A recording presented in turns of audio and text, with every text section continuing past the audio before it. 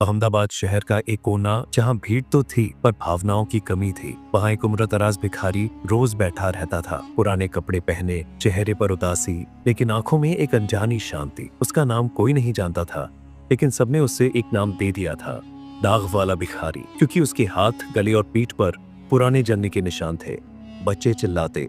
अब वह भिखारी शहर के लोगों के लिए एक अप्रिय दृश्य बन चुका था। कभी कोई बची खुची रोटी देता तो कभी गाली। बस यही उसका हिस्सा था। फिर भी उसने कभी गुस्सा नहीं किया। वह चुपचाप बैठा रहता। शायद उसके पास गुस्से से भी बड़ी कोई ताकत थी, धैर्य। एक दिन लगभग 7 साल की एक लड़की पीठ पर स्कूल बैग और हाथ में पानी की बोतल लेकर धीरे धीरे उसकी तरफ आई। काका, आपको बुखार लग रहा होगा ना? उसने पानी की बोतल आगे कर दी। भिखारी थोड़ा चौंका। उसने देखा कि इस बच्ची में डर नहीं था, पवित्र आंखें, मासूम भाव। उसने पानी पी लिया। तू कहाँ रहती है बेटी? भिखारी ने पूछा। मैं सामने वाले चौल में रहती हूँ, मेरा नाम कृपा है। उस दिन के बाद कृपा रोज उससे मिलने आने लगी। कभी स्कूल से बचा पराठा लाती, कभी आधा घंटा बैठकर बातें करती। उसे किसी चीज की लालसा नहीं थी, बस संवाद की। लोग देखते और मुंह फेर लेते। ये लड़की बिगड़ जाएगी भिखारी के साथ बैठकर, इसके माँ बाप क्या सोचते होंगे। पर कृपा अडिग थी। एक दिन भिखारी ने पूछा, तू मेरे पास क्यों आती है बेटी? लोग तुझ पर भी हंसते हैं। कृपा बोली, माँ कहती है कि जो शांत है वो बुरा नहीं होता, और आप बहुत शांत हैं काका। उस दिन भिखारी की आंख से एक आंसू बह निकला। रात को घर आकर कृपा ने माँ को सब बताया। कृपा की माँ रेणुका बहन एक सरकारी स्कूल में अध्यापिका थीं। उन्होंने सुना और कहा, दुनिया में बहुत लोग हैं जो दर्द छुपाने के लिए हंसना सीख जाते हैं। उस भिखारी के पीछे कितनी रोती हुई कहानी होगी, ये तुझे समझना पड़ेगा। अगर तू सच्ची दोस्त है तो धैर्य रख। उस दिन के बाद कृपा ने कभी भिखारी से उसका अतीत नहीं पूछा, लेकिन मिलना जुलना जारी रखा। एक ठंडी सुबह कृपा ने रास्ते से 2 बटाटा वड़ा लिए और भिखारी को दे दिए। आप भी मेरी तरह भूखे रहते हैं ना काका? भिखारी मुस्कुरा दिया।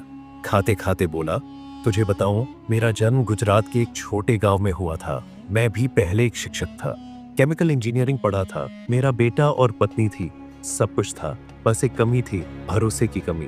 कृपा चुपचाप सुनती रही।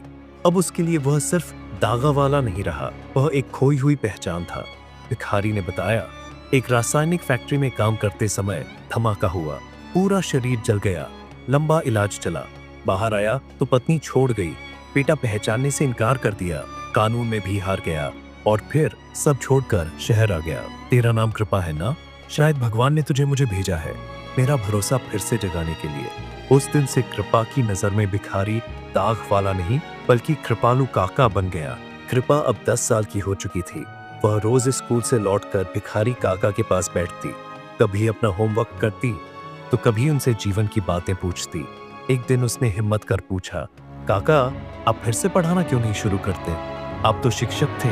काका ने गहरी सांस लेकर कहा, सोचा है कभी अगर कोई भिखारी बच्चों को पढ़ाने लगे तो समाज क्या कहेगा? कृपा ने तुरंत कहा, तो आप मुझे पढ़ाइए, मैं दुनिया को पढ़ाऊंगी। उस दिन से शाम का एक कोना उनका छोटा सा स्कूल बन गया। काका उसे सिर्फ किताबों का ज्ञान नहीं, बल्कि जीवन के सिद्धांत सिखाते। कृपा, याद रखना, जब तू गुस्से से नहीं बल्कि ज्ञान से लड़ेगी तो दुनिया तेरे खिलाफ नहीं, तेरे साथ खड़ी होगी। कृपा अब 15 साल की थी और अपने इलाके की सबसे होनहार छात्रा मानी जाती थी। एक दिन काका ने कहा, तू डॉक्टर बनना, क्योंकि तेरे जैसे लोग सिर्फ दवा नहीं, भरोसा भी देते हैं। कृपा ने दोनों हाथ जोड़कर कहा, जब मैं डॉक्टर बनूंगी तो मेरी क्लिनिक का नाम होगा, मेरा पहला स्कूल। भिखारी काका। काका की आंखें भर आई। मैंने तो भीख सिर्फ पेट के लिए मांगी थी, तो मुझे सम्मान देगी, यही मेरी सबसे बड़ी कमाई होगी। सर्दियों की एक सुबह कृपा पहुंची तो काका जमीन पर बेहोश पड़े थे। लोग कह रहे थे, ठंड में बेहोश हो गए होंगे। कृपा ने भीड़ में से रास्ता बनाते हुए कहा, ये मेरे काका है, मुझे इन्हें अस्पताल ले जाना है। लोग चौंक गए। कहा कि काका, ये तो भिखारी है, लेकिन उसकी आंखों का विश्वास देखकर कोई उसे रोक नहीं पाया। उसने एक रिक्शे वाले से कहा, पैसे बाद में दूंगी, पहले अस्पताल चलो। अस्पताल में पहले कहा गया, पैसे दो तब इलाज होगा। कृपा ने हाथ जोड़ दिए, मेरे पास अभी पैसे नहीं है, लेकिन मैं पढ़ाई के साथ मजदूरी भी करूंगी, बस इन्हें बचा लीजिए। एक बुजुर्ग डॉक्टर आगे आए, तो इसकी क्या लगती है? कृपा बोली, ये मेरे जीवन के गुरु हैं। डॉक्टर ने बिना कुछ कहे उन्हें अंदर भर्ती करा दिया। काका की हालत बिगड़ती जा रही थी। एक शाम उन्होंने कृपा का हाथ पकड़ा। मुझे माफ कर, मैं तेरी मंजिल पूरी होते हुए नहीं देख पाऊंगा। कृपा की आंखों से आंसू बहने लगे। काका, आप मेरे दिल में हैं, आप हमेशा मेरे साथ रहेंगे।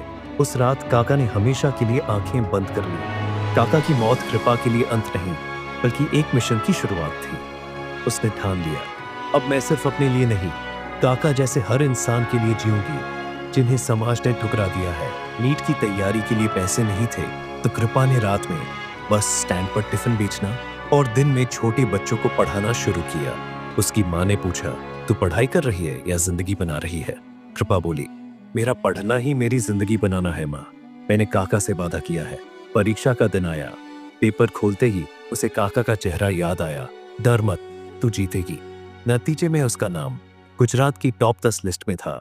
डॉक्टर कृपा Joshi, rank 7, government medical college, Ahmedabad. अखबारों में छपा, भिखारी के लिए जीने वाली लड़की अब डॉक्टर बनेगी।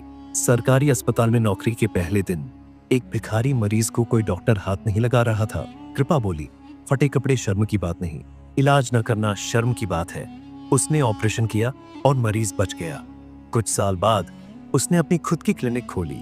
उसका नाम था मेरा पहला गुरु भिखारी काका। लोग पूछते, इतना पढ़ लिख कर भिखारी का नाम क्यों जोड़ा?